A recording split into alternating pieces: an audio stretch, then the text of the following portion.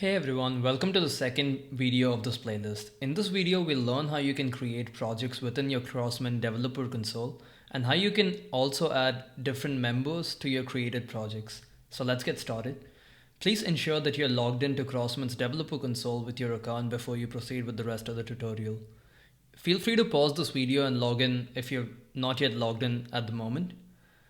Another thing that I would like to mention is that the console that you're seeing on my screen right now is the staging console, which means that all the contracts created or imported here exists only on the testnets and not mainnets.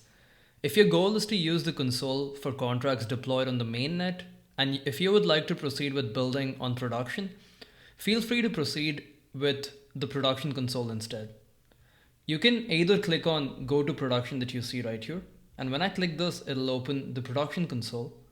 Or you can also open the URL that you see right here, which would be crossmint.com/console.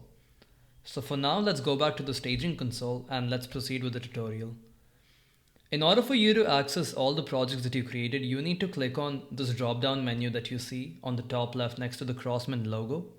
Once you click on that, you'll be able to see an option that says all projects. So I'm going to click on that. And when you click on this, it'll show you the list of all the projects that you've created on the console. If your goal is to create a new project, you will need to click on new project and then enter the project's name that you want to have. So let me give it as test project. And you need to click on create project. What this will do is it'll create a different project associated with this account that you have used to log in. So now you can see that I'm on the test project. And when I go to the home screen and click on collections, you can see that I have no existing collections yet. This is because this is a new project that I have created just right now. Having separate projects help you differentiate between existing collections and API keys on the console easily. It also makes it easier for you to manage them. So now that we have this out of the way, let's look at how you can add a new member to any existing project. So you click on members. And when you click on members, it'll show you the existing members for this particular project. So right now, the only member that exists is my particular email address, which is the account that I used to create this project.